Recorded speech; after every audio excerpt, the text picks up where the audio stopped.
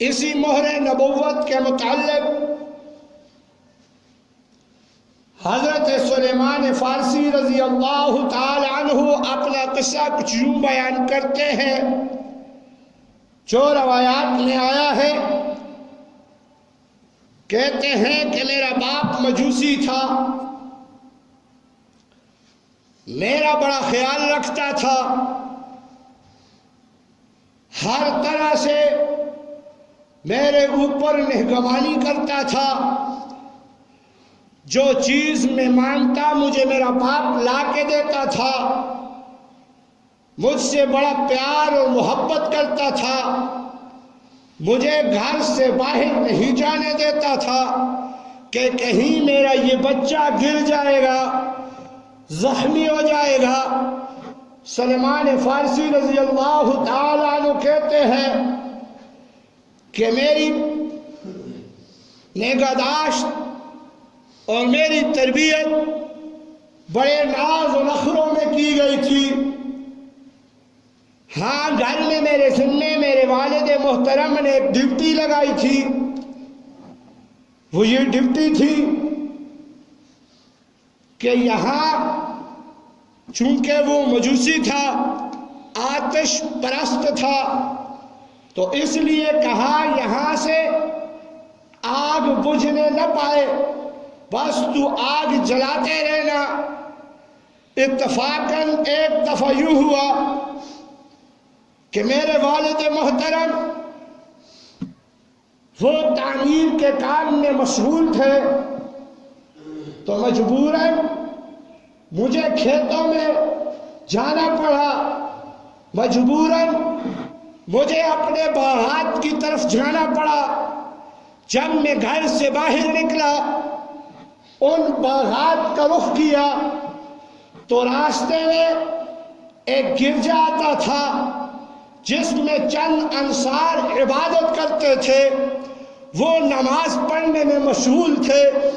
میں جیسے ہی ان کے قریب سے، اس گرجے کے قریب سے گزرا، مجھے آواز آئی، بس اس آواز میں وہ کشش تھی کہ مجھے یہ تجسس ہوا کہ میں اندر جا کے دیکھوں یہ لوگ کر کیا رہے ہیں۔ جیسے ہی میں نے یوں دروازے سے جھانک کے اندر کو دیکھا تو وہ لوگ نماز پڑھ رہے تھے، وہ لوگ نماز میں مشغول تھے۔ میں ان کی عبادت کو دیکھتا رہا، بس ادھر اس سے پہلے گھر میں والد کی عبادت کو دیکھتا تھا جو ایک آگ کا پجاری تھا۔ دوسری دفعہ اگر میں نے کسی کو عبادت کرتے دیکھا ہے تو وہ انصار کے کچھ لوگوں کو نماز پڑھتے دیکھا تھا۔ بس مجھے یہ نماز والی عبادت پسند آئی تو میں نے اس کو اپنے دل میں جگہ دے دی کہ یہ عبادت ٹھیک ہے، یہ عبادت اس سے اچھی ہے۔ بس اس عبادت کو، یوں کہہ دوں کو اس مذہب کو میں نے اپنے دل میں جگہ دے دی۔ بس جیسے ہی میں واپس گھر آیا، میں نے گھر آ کر اپنے والد محترم سے بھی یہی بات کر ڈالی کہ آپ پوجتے ہیں آگ کو، کیا اس سے نماز والی عبادت بہتر نہیں ہے؟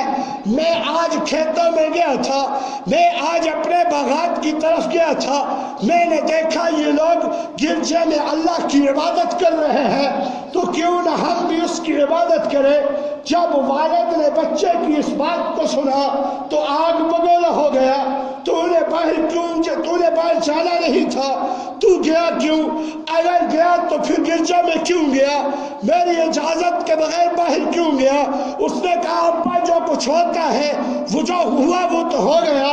میں نے ایک سچی بات کر دی ہے تجھ سے کہ عبادت نماز کی بہتر ہے، عبادت اللہ کی بہتر ہے، اس سے کہ آگ کو پوجا جائے، اس آگ کا ہم آگ کے پجاری بن جائے، اس سے یہ بات بہتر ہے کہ ہم نماز پڑھے، ہم عبادت رب کی کریں، تو یہ بہتر نہیں ہے۔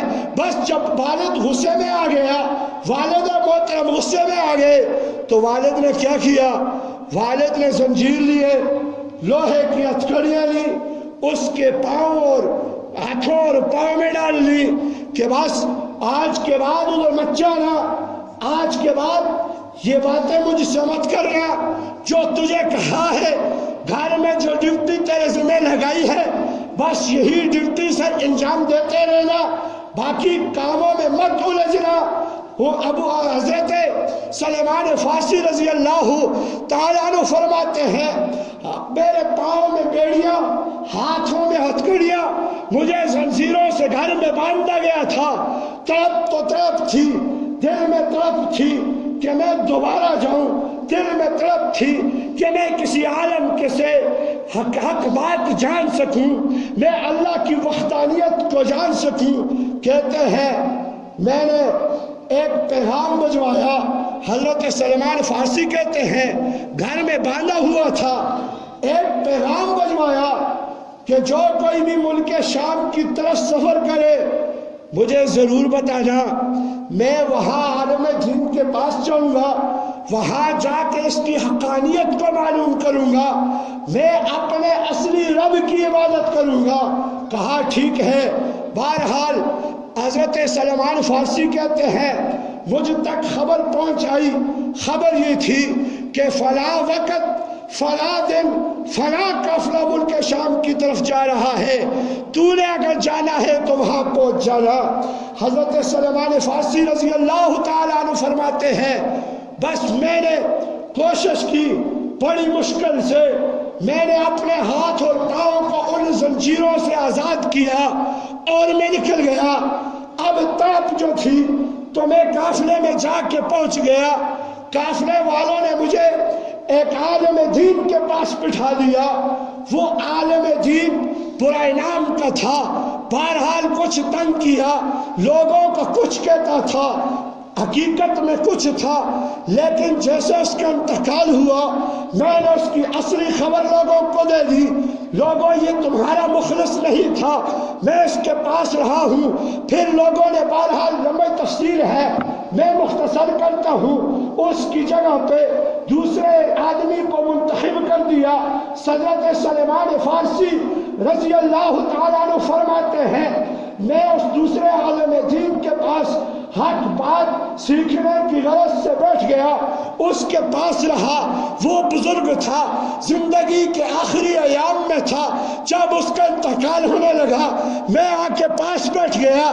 میں نے کہا حضرت آپ اللہ والے تھے، آپ ٹھیک تھے، آپ نے مجھے سیدھا راستہ بتلایا ہے، اب آپ اپنے رب کے پاس جا رہے ہیں، میری رہنمائی کر کے جانا، مجھے یہ بتا کے جانا کہ میں آپ کے بعد کس کے پاس جا کے بیٹھوں، میں آپ کے بعد علم دین کس عالم دین سے سیکھوں۔ کہا ہاں میں بتاتا ہوں۔ اس راہب نے اسے اس عالم دین نے اسے ایک دوسرے کا نام بتایا کہ اس وقت سرزمین کے اوپر جو دوسرا ہے وہ یہی ہے، تو اس کے پاس چلا گیا، چلا جا۔ میں وہاں چلا گیا، اس کے قدموں میں رہا، اس کی خدمت کرتا رہا، وہاں دین سیکھتا رہا، وہاں اللہ کی وحدانیت کو سیکھتا رہا، وہاں قرب الہی کے نظارے میں دیکھتا رہا، وہاں معرفت الہی کے نظارے میں نے اپنی آنکھوں سے مشاہدہ کیا۔ بالآخر ایک وقت ایسا آیا کہ وہ راہب بھی اپنی زندگی کے آخری ایام میں منتقل ہو گیا۔ میں نے کہا اے راہب اب تو بتانا، اس نے تیرے پاس بھیجا تھا، اب میں زندگی کا اکثر حصہ میں نے تیرے پاس گزارا ہے، اے راہب اے عالم دین اب تو بتا میں کس کے در پہ جاؤں۔ میں تو گھر سے بھاگ کے آیا تھا، میں تو عشق الہی نے مجھے تڑپا دیا تھا، میں عشق الہی کی محبت میں گرفتار ہو کے میں تیرے پاس آ گیا، تو مجھے چھوڑ کے رب ذوالجلال کے پاس جا رہا ہے، تو بتا میں کدھر جاؤں۔ کچھ دیر خاموش رہا، کہنے لگا اچھا ہاں ایک بات ہے، اس وقت پوری دنیا میں مجھ سے اچھا انسان تو میری نظر میں نہیں، کوئی ایسا آدمی نہیں کہ جس کے پاس تجھے بھیج دوں۔ ہاں تھوڑا انتظار کرنا پڑے گا تجھے، تھوڑا انتظار کر، عرب کی زمین کے اوپر، عرب کی دھرتی کے اوپر ایک نبی آ رہا ہے، ایک نبی کا ظہور ہونے والا ہے، جیسے وہ نبی آئے گا تو سیدھا اس کے قدموں میں چلا جا۔ وہ نبی 1,24,000 انبیاء کا امام ہوگا، وہ نبی تمام انبیاء کا امام ہونے کے ساتھ ساتھ وہ خاتم النبیین نبی ہوگا۔ اس کے بعد کسی نبی نے نہیں آنا، وہی آخری نبی ہوگا۔ اس کا پیغام سچا ہے، اس کا نظام سچا ہے، اس کا قول و فعل سچا ہوگا۔ جو وہ کہے تو مانتا جا، سیدھا اس کے قدموں میں چلا جا۔ ادھر اس کا انتقال ہو گیا۔ اب حضرت سلمان فارسی رضی اللہ تعالیٰ عنہ، اب شام کہاں اور عرب کہاں، بڑا فاصلہ تھا، راستے کا کچھ پتہ ہی نہیں تھا۔ پاس میں کچھ بکریاں تھی، کچھ گائے بھی تھی۔ پتہ چلا کہ وہ ایک قافلہ آ رہا ہے، وہ قافلہ عرب جا رہا ہے، تو قافلے کے وڈیروں کے پاس چلا گیا۔ حضرت سلمان کہتے ہیں میں ان کے پاس چلا گیا، میں نے ان کو کہا آپ میرے ساتھ مہربانی کریں۔ کہا کیا مہربانی کریں؟ جی مہربانی یہ ہوگی مجھے عرب تک آپ ساتھ لے جائیں۔ کہا ٹھیک ہے، لیکن یہ بکریاں اور گائیں؟ کہا یہ میں ساری آپ کو دے دوں گا، میری بکریاں بھی لے لو، میری گائیں بھی تم لے لو، مجھے عرب کی دھرتی پہ پہنچا دو، تمہاری مہربانی ہوگی۔ کہا اچھا ٹھیک ہے، ساتھ ہو گیا، میں ساتھ ہو گیا۔ چلتے چلتے وادی قرا میں پہنچا، وہاں قافلہ ٹھہرا، ایک یہودی اٹھ کے کھڑا ہو گیا، دوسرے یہودی کے ہاتھ پہ مجھے بیچ ڈالا۔ حضرت سلمان فارسی یہ عشق بیان کر رہا ہوں، یہ طلب بیان کر رہا ہوں، صحابہ نے کیسی اپنی زندگیوں کو داؤ پہ لگایا، اور آج ہم کیا کر رہے ہیں۔ حضرت سلمان فارسی کہتے ہیں میں نے اپنی بکریاں بھی ان کو دے دی، اپنی گائیں بھی ساری ان کو دے دی، پھر بھی ان ظالموں نے مجھے دوسرے کے ہاتھ پہ بیچ ڈالا۔ واقعہ کس وقت؟ جب وادی قرا میں پہنچے تھے۔ اب تو میں غلام بن گیا، اب جیسے آقا کہے گا میں ایسے ہی کرتا چلا جاؤں گا۔ اب بات آگے چلی گئی، پھر بڑھتے بڑھتے بنی قریظہ قبیلے کے ایک یہودی نے اس سے مجھے خرید لیا۔ بخاری شریف میں روایت موجود ہے، حضرت سلمان فارسی رضی اللہ تعالیٰ عنہ فرماتے ہیں اس سفر کے دوران مجھے 10 بار ان ظالموں نے بیچا ہے، میری خرید و فروخت کی ہے، میرے اوپر ظلم کیا ہے۔ آج یہودی انسانیت کا خیر خواہ بنا پھرتا ہے، کہاں تیرے پاس انسانیت؟ انسانیت تو اسلام نے سکھائی، انسانیت تو پیغمبر اسلام نے سکھائی۔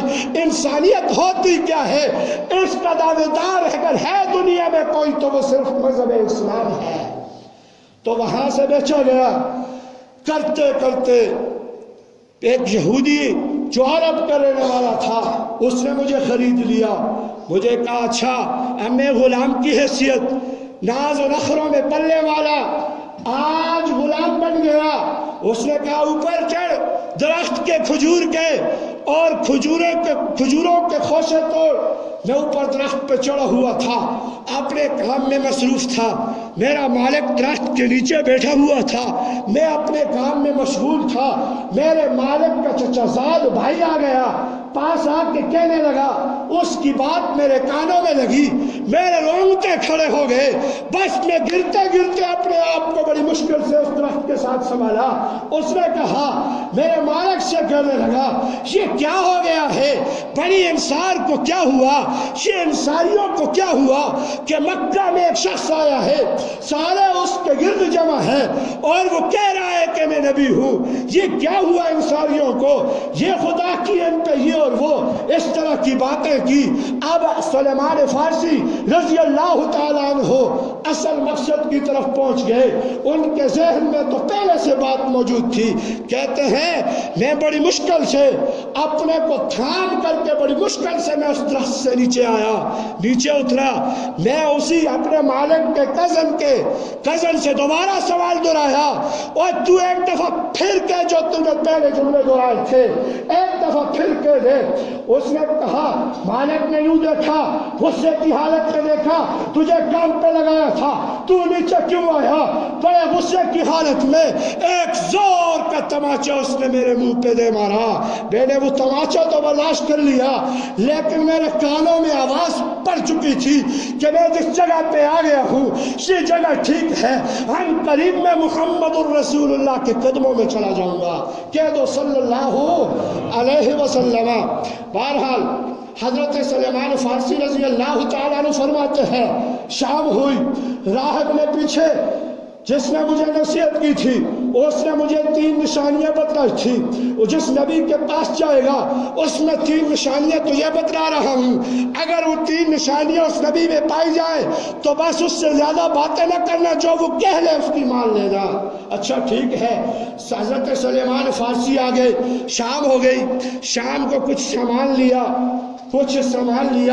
آقا کریم صلی اللہ علیہ وسلم وہاں کباب والی جگہ پہ موجود تھے۔ اس کو پتہ چل گیا، یہ سیدھا وہاں چلا گیا۔ حضور اکرم صلی اللہ علیہ وسلم جہاں پہ آج مسجد کبابنی بنائی ہے وہاں ٹھہرے تھے، حضرت سلیمان فارسی وہاں چلے گئے، پاس میں کچھ سامان تھا، حضور اکرم صلی اللہ علیہ وسلم کی خدمت میں پیش کیا، آقا میں یہ لایا ہوں قبول کر لیجئے۔ پوچھا کیا ہے؟ کہا یہ صدقہ ہے۔ حضور پیچھے ہٹ گئے، کہا میں صدقہ نہیں لیا کرتا، ہاں صحابہ کو دے دو، جو اس کا مستحق ہے اسے دے دو، میں صدقہ نہیں لیتا۔ ادھر راہب نے، ادھر اس عالم دین نے سب سے پہلی نشانی حضرت سلیمان فارسی کو جو بتلائی تھی وہ یہی تھی کہ وہ نبی آخر الزمان ہوگا، وہ صدقہ قبول نہیں کرے گا۔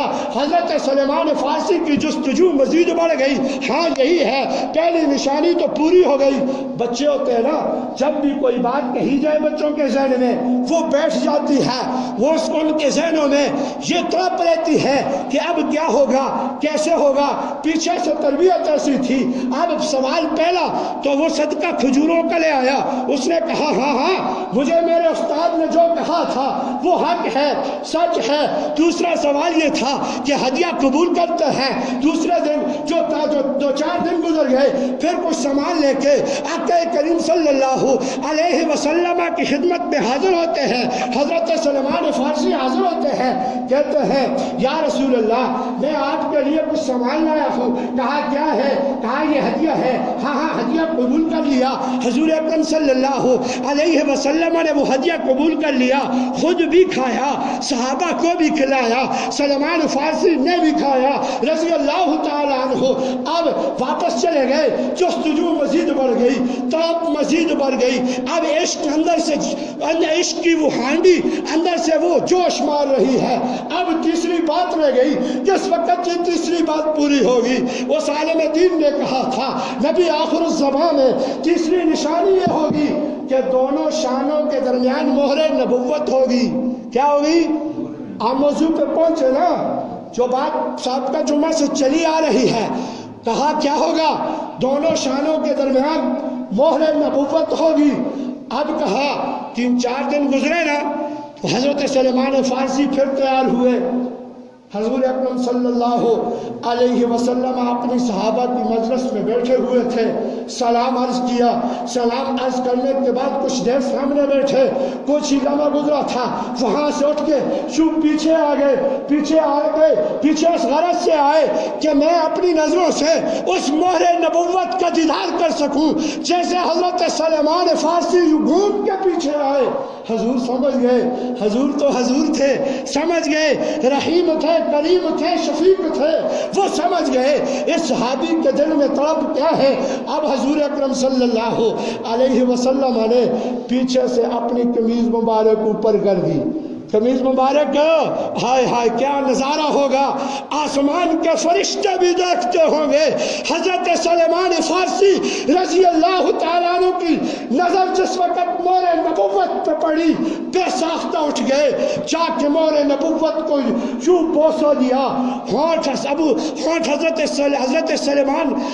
سلیمان فارسی کے تھے اور مہر نبوت ان کے منہ میں تھی، یوں چوم کے رو پڑے، नाज و नखरों में पलने वाला कितने धक्के खा के आका की खिदमत में हाजिर हुआ। अब मोरे नबुव्वत को जो चूमा तो रो पड़े। आका ने पूछा, ए बच्चा रोता क्यों है? ए हजरत सलेमान फारसी तू रोया क्यों है? हजरत सलेमान फारसी मेरे आका के सामने बैठ जाते हैं। आका, मेरे बाप मुझे गवारी लड़की की तरह पालता था, नेगमानी करता था, नेगदाश्त करता था। मेरा बाप में बाप का बड़ा लाडला था। मेरा बाप मुझे घर से बाहर नहीं जाने देता था कि मेरा बच्चा गिर जाएगा, मेरा बच्चा जख्मी हो जाएगा। आका, मेरे नसारियों को नमाज पढ़ते देखा। आका, मेरे दिल के अंदर रब को अपनाने की तमन्ना पैदा हो गई। बस उसी रब को अपनाने और तलाश करने की जुस्तजू में मैं जैसे आगे बढ़ता गया। आका, कई जालिमों मुझे बोल फरोख्त करते रहे, कई जालिमों के हाथ चढ़ता रहा। आका, आप भी मैं गुलाम हूँ। मैं एक आजाद था, आजाद हैसियत से रहता था, आजाद हैसियत से पैदा हुआ था। मुझे इन जालिमों ने आके गुलाम बना दिया है। आका, सारी जुस्तजू सुनाई। आका, मैं दरख्त पे चढ़ा हुआ था, वहां मैंने आपकी आमद की आवाज सुनी। पहली दफा मेरे कानों में आपका जिक्र पड़ा। आका, मैं नीचे उतरा, फला यहूदी है। आका, मुझे तमाचा मारा। आका, कोई मुझे चुप कराने वाले नहीं था। मैं रोऊं तो कैसे रोऊं? आज आपको देखा, आंखों से आंसू बेसाख्ता निकल पड़े। ओए, अपनी सारी कारगुजारी हुजूर अकरम सल्लल्लाहु अलैहि वसल्लम को सुनाई तो आका करीम सल्लल्लाहु अलैहि वसल्लम ने दस्ते मुबारक आगे किया। हजरत सलेमान फारसी रज़ी अल्लाह तआला अन्हु ने यूं दस्त अपने दस्ते मुबारक के ऊपर आका करीम ने हाथ रखा और पढ़ाया, ला इलाहा इल्लल्लाह। बुलंद आवाज से ला इलाहा इल्लल्लाह मुहम्मदुर रसूलुल्लाह। तो हजरत सलेमान फारसी ने इस्लाम कबूल किया। उन लोगों ने मेहनत की, उन लोगों के दिलों में जुस्तजू थी, तब थी, इसके नबी उनके अंदर बिदात था। आज मेरे अंदर, आपके अंदर क्या इसके नबी है? आज हम ताना देते हैं, वो ये हो गया, वो हो गया। मैं नबी का नाम लेता हूँ, मुझे हुकूमत तंग क्यों करती है? और आज